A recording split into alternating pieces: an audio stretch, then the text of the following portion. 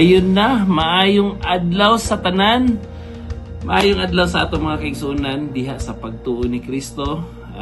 Ako di ay si Makoy Portado. Usa ko ka musician. I'm a guitar player for Influence Worship, and I'm also a servant here in Victory Church, General Trias, Cavite. And yun, ang kaduhan akong affiliation is I'm also a musician for secular music, secular music. Ayun, parungan na to. So I play for KZ Tandingan, Sarah Geronimo, and TJ Monterde, and many more artists.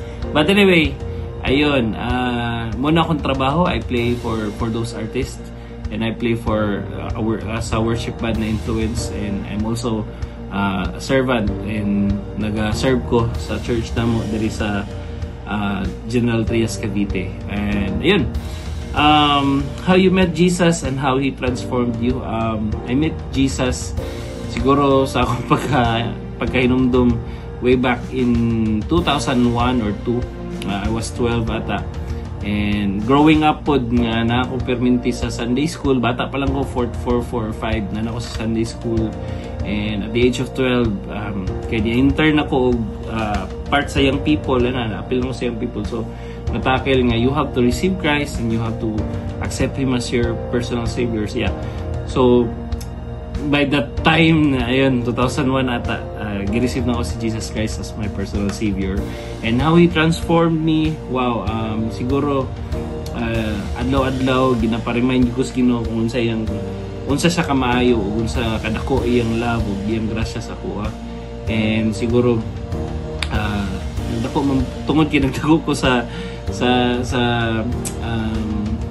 Kristiyano pod nga family, usay kita pod as anak or as anak po, gahig ulo bitaw sige tilawan na ko ni magbuhat ko ani nga mga butang kay bawal man ka ni, pero wala ba mapariwara gihapon.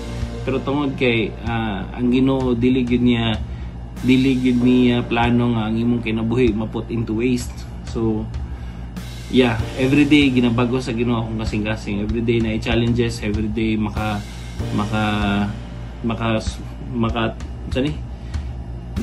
face to face, maka-encounter tag mga challenges sa kinabuhi. But God is good, kay dili kita niya biyaan. And if we just learn how to depend, maging dependent ta sa iya, kay mo ganay gusto sa Ginoo. Anak, na ako diri kuan ako kanang tawag lang sa ko, di ba? Call unto me and I will answer thee. That's a biblical verse. And yeah, so now kaduhang question, in current field, what are the struggles and how you still represent Christ? So sa akong trabaho sa secular music, as a professional musician nga play for artists, nagi mga challenges, nagi mga panahon nga usahay kuan gyud ba, ma-challenge gyud ang imong faith. But God is still ma-amaze ko sa kamayo sa Ginoo, kay gibutang ko niya sa mga tao nga dili ko basta-basta madala sa bisyo, madala sa kaning kuan sa kalibutan ba, kaning kalingaw sa kalibutan. Kaning mga artist nga akong ginatugtugan a while ago nga akong gi-mention, si Sarah Geronimo, she's part of the backup singers sa Victory Taguig Church, and si KZ Tandingan and TJ Monterde, they're also song leaders or worship leaders sa ilang mga churches. So dako pasalamat sa Ginoo nga kaning mga tawhan na gibot gihatag or giplaster po ko sa Ginoo sa ilaha, kay para dili ko madala sa bisyo aning kalibutan, or kaning malagi kaning kung unsay ginahatag sa kalibutan nga temporary lang nga kasayahan versus ang gugma sa Ginoo sa tuwa. So I always represent Christ, lalo na sa atong day and age ngayon nga social media. So permintin ako ginapasigarbo nga ako anak ko sa Ginoo, tanan nga gibuhat sa Ginoo sa kuan na may mga panahon nga gikusok-usok kus Ginoo na may panahon nga challenging kini nga adlaw, challenging kini nga bulan or nga tuig, pero despite of that I'm still representing Christ nga di ang magyapon sa Ginoo magpatigbabaw aning atong kinabuhi. So na may mga friends na ko diri sa social media or naga-follow sa ako sa social media nga ako yung perminti ipaila nga si Kristo, kung wala si Christ sa akong kinabuhi wa jud ko kabalo asa ko karon, or tungod sa grasya sa Ginoo gibutang ko niya ani nga platform, and now I am sharing with you His love, His grace, His dili nato nga di ba dili nato masukod gaguma sa Ginoo. And ayun, challenge and encouraging words, siguro akong mga pag encourage sa inyo. Number one, ayaw mo being a musician or being part sa simbahan kay bisag young people pa ka or bisan you're already a professional sa imong trabaho, nurse ba ka, doctor or engineer or anything, ayaw kalimot na mahimo tang number one servant ta sa simbahan, servant ta sa atong pag-alagad sa Ginoo. And being a servant means you have to get the silhig, atong pudito ng silhig, atong we're going to water the plants sa simbahan, we're going to take care sa simbahan nga atong giserban. We have to take care sa atong mga pastors.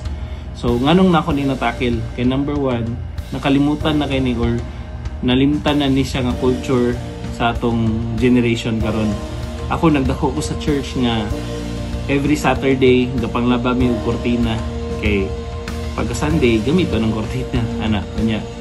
Every Saturday we have to clean the church, we have to water the plants, we have to arrange the chairs, we have to be a good steward sa mga gamit sa simbahan. Kaya number one, ang gamit sa simbahan is free.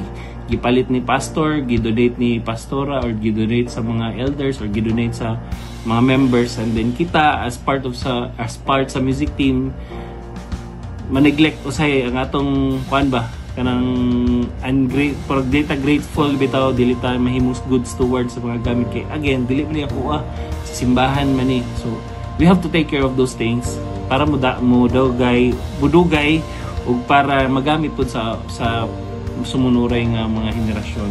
Now, I'm telling you this because number one,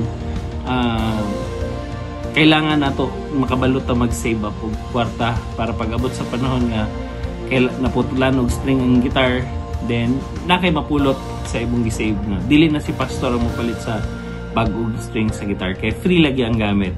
Free po ta nga mo make use of those instruments. So ayun, muna akong mga pag-challenge kay dagan pa man gid diri sa video nga mag-challenge sa inyo. So ako diri lang ko, be a good steward, love your pastor, love the church nga imong gigiserban, kay para napay magamit pagdabot sa panahon nga mas makuan kanang moabot yung panahon sa imong kaapu-apuhan, magamit pagyapon ng simbahan nga dili siya worn out. Kung magamit dili worn out.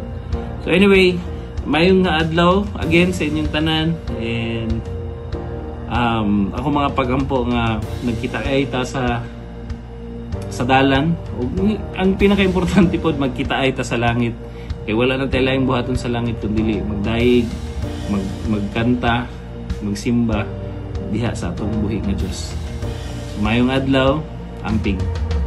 Dalay ko ng Diyos.